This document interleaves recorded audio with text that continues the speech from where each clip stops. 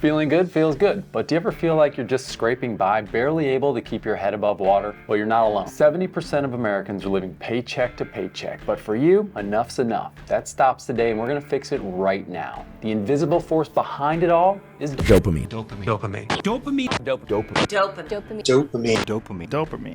My dopamine. I just finished a deep dive into the books of dopamine experts Anna Lembke, Robert Sapolsky, and Dan Lieberman. And in this video, I reveal the 3-step process that dopamine uses to hijack your spending habits. Then I'll share 3 ways you can gracefully exit from that spending hamster wheel. There's no journaling, there's no meditation, you don't need a vision board. You can start today, like right now. Dopamine's first phase of hijacking your spending isn't really even your fault. It's happened to every human since the beginning of money. And to understand how to fix this broken cycle, we first need the most oversimplified explanation of dopamine ever. The fancy word for dopamine is neurotransmitter, and our brain makes a ton of them. They all do different things that just help us get through life. Depending on how much dopamine your brain pumps out at any given time has everything to do with how motivated you are, how happy or sad you are, your cravings, drive, desire, hope, energy, all of that. Dopamine's one job in life is to teach us how to figure out and remember how to get the things that we need, like, and want. Crucial for survival, terrible for your spending. It teaches us this by making us feel good when we get a thing, which then motivates us to try to get that thing again so we feel good again. It's the brain's reward system superhero, and it's also a vicious cycle that you can break free from. Without it, we're screwed. Mice that were born without dopamine have no desire to eat and will starve to death even if food is placed just inches from their mouth. Remember the very first time that you tried something that you liked? First time ever. You loved it. Do you remember what that thing was? I'll bet you do. I remember it too. Not your thing, my thing. And I remember doing it for the first time ever when I was 24. Most of my adult life up to that point, to wake up in the morning, I'd eat a grapefruit. Loved them. Woke me right up. Giddy up. Then when I was 24, I discovered heroin. Nah, just kidding. I discovered coffee. I'd already been drinking heroin for years. Do you drink it or you eat it? Oh, comes on sticks. But I'd never had coffee before then. Didn't get the memo. 12 ounces of high-octane jet fuel at 8 a.m., back of my head blew right off. I distinctly remember being at work, and one of my coworkers was this old retired Navy guy. We're standing there, and I'm just motor mouth about how amazing this coffee is. He waited until I ran out of breath and then just walked away. That was dopamine.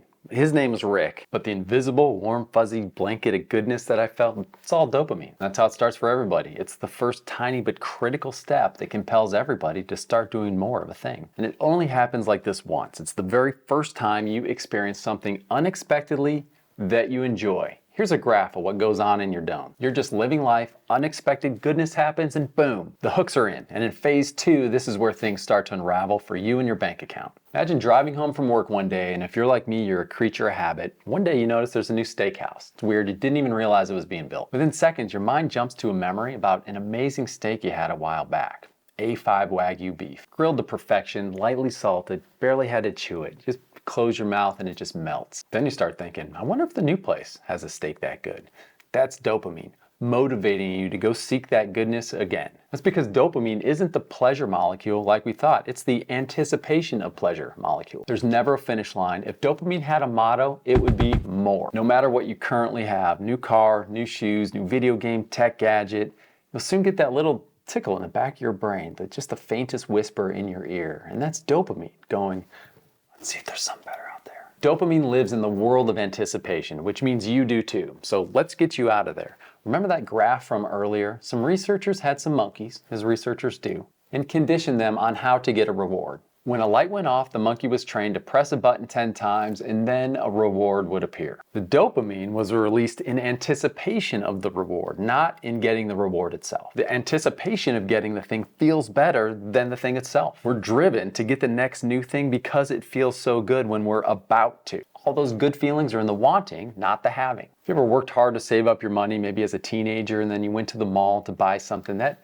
money's just burning a hole in your pocket. That's anticipation. That's all dopamine. For you Gen Zers, there's a link below about what malls are. Then you make the purchase and the joy practically wears off before you even get home. That's why we find ourselves routinely making purchases just to get that little splash of goodness, which slowly but surely just erodes our savings. It's a constant battle between future pleasure and happiness in the here and now. How many times have you been online, you put an item in your cart, and then you just leave it there? You come back to it later and you're kind of like, meh. Some of you are like, 0 times. I don't even know what you're talking about.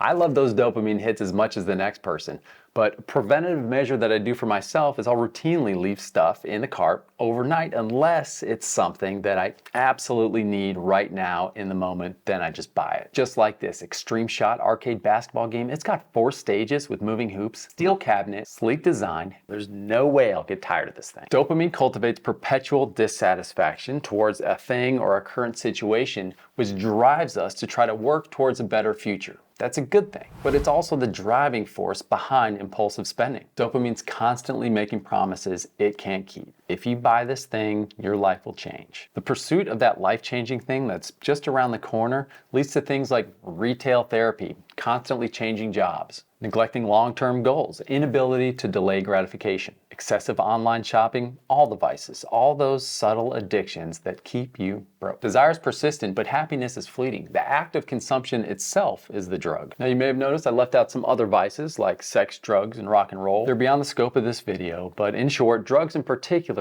cause dopamine to override all the brain circuitry, and it's pretty clear why when you look at this graph. For a rat in a box, chocolate increases dopamine output by 55%. Sex by 100%, nicotine 150, and cocaine 225%. Then there's amphetamines. Dopamine increases by 1,000%. Apart from the things I've already mentioned, you might be thinking about one more dopamine-driven activity that I've left out. Phase 3, dopamine goes from dark to darker. Even if you can keep your spending under control in phase 1 and 2, phase 3, for some, it's the kiss of death. Dopamine is born with that first surprise thing that we really enjoy, then it lives most of its life in the world of anticipation, but it really spreads its wings in the realm of uncertainty. Nothing fuels dopamine's release more than maybe. Look at the change that happens to the signal, anticipation, work, little blip from the reward, because when you add uncertainty, happiness gets supercharged. It looks like this: signal, anticipation, work, uncertainty, then reward. A 50-50 chance of something happening is maximum uncertainty. Now with the dopamine surge like that, how do we get that like all the time? Sapolsky talks about a study where for casual gamblers and addicts alike, it's less about uncertainty, which is just agitating, and it's more about perceived calculated risk. But it's all just too readily available for our primitive brains. You can bask in that dopamine surge of calculated risk from home. We can play poker from our couch. We can bet on the Bears to beat the Packers from the toilet. You don't even have to risk money to get that little high. The same perceived calculated risk could be said for social media. Post the picture, launch the tweet, upload the video, and the uncertainty of getting a like is as reinforcing as the like itself. So how do we pursue our goals and work towards a better future in a healthy way? Well, the internet's full of detox videos, but here's what the experts suggest, things you can start right now. Dr. Andrew Huberman at Stanford did a great podcast, links below, on the first technique. Researchers discovered that if you're exposed to cold water, your dopamine goes up, and not just a spike, but it's a rise.